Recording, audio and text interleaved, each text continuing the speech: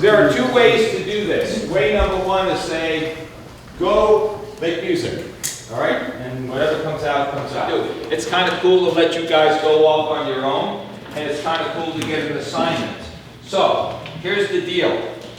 If you pick assignment, you get extra credit. I will definitely pay more attention to you when it comes to the end, because that's the hardest thing to do. It's a lot easier than just be total freeform. So, Taylor Swift just called, okay? She has 11 songs on her record. She needs one more song, and they're going to finish the album tomorrow. She calls you, you're the bunch of songwriters. You have to write her last song. You have to get in James Taylor's head, write James Taylor. So that means if you're interested in heavy metal, sorry dude, this is not happening this time. You're writing in his mode. So if you don't know him, then get on your computer, go to Pandora and listen to some of his stuff. Michael Jackson has just come back from the dead. Nice. And he's got his new album coming out. Nice. But he doesn't have that last song. Michael Jackson, what an opportunity, right? You got Bruce. Whether you're a fan or not, doesn't matter. You're a professional songwriter. He writes about America. He writes all kinds of ways. So in a way, you have a lot of freedom, because he can do a little folk thing. He does a big band thing. He does Born in the USA, but he always writes about America. So Carrie Underwood is called. She's pop and she's country. She writes about all kinds of things. But you guys, okay, all male, once again, and it's a bummer that we don't have more women in here for a female point of view. But you're professional songwriters from Nashville.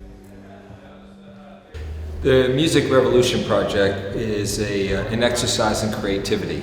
And when you think about the importance of creativity, not just in our arts, but in our culture, America is built on innovation and creativity. So what we try to do here is use music as an agent for inspiration, use music as a chance for kids to express themselves and understand the creative process.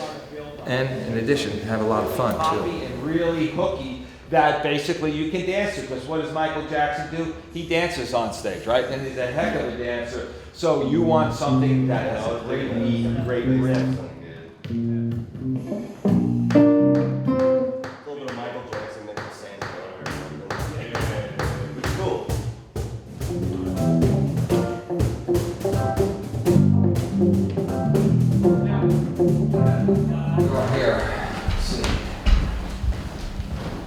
Lyrically, obviously, he writes about America, right? Yes. And when he first started, he wrote about just New Jersey, which was kind of interesting because a lot of sociologists think that, and I'm from New Jersey, which is why I can say this, but New Jersey is often seen as a microcosm of America. We're the most densely populated state. There's so many ethnicities there. Crazy. So it was easy for him to go from New Jersey to starting to write about America because of what I just said. If it's one acoustics, it's okay. Yeah, Francis is going to bring his keyboard too, so that'll. But maybe while you're waiting for that, you need lyrics too. Yeah. Okay. So a good song is a story. It has characters in it. It could be a girl, it could be a guy, it could be whatever. Okay, and it has a story.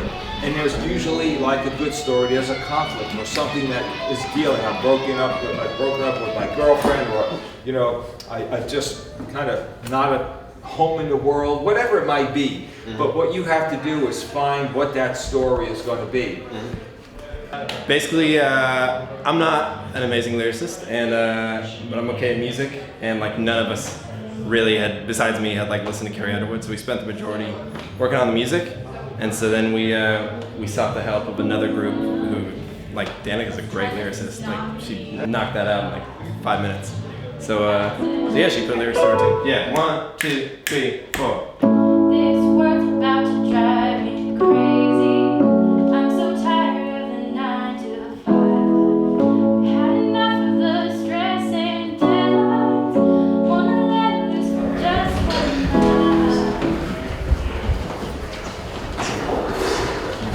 Somebody may want to take an incident or whatever, but the word I is in his songs a lot. He puts himself into the songs. Not every songwriter does that. It takes courage to tell your own story because you're sharing it with the rest of the world. But he writes songs that are really poignant and lyrics are a big part of what he does. Bridge back to it, even if it's instrumental. Let's turn it. It's just like the intro.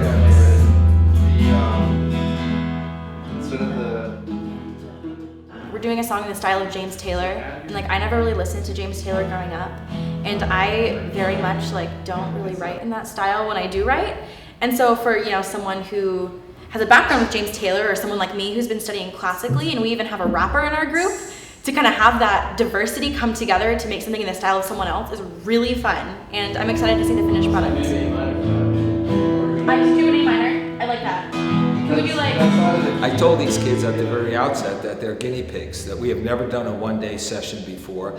I don't know whether it's going to work or not, but you know, we'll know in about half hour or so whether or not it truly works. But so far, from what we've heard, it's been good. If nothing else, I think the kids had a great time, and they seem energized and jazzed. And the goal would be that a couple of these groups stay together for at least a little while, and if they didn't finish their song, that they finish it. She likes to write these kind of things that are really clever, but they're also about a story. And oftentimes for her, it's autobiographical, which, you know, she takes a lot of heat on. But if you can master this, she's the biggest star in the world right now. There's a reason why her songs are selling, you know. So this is why you guys got this.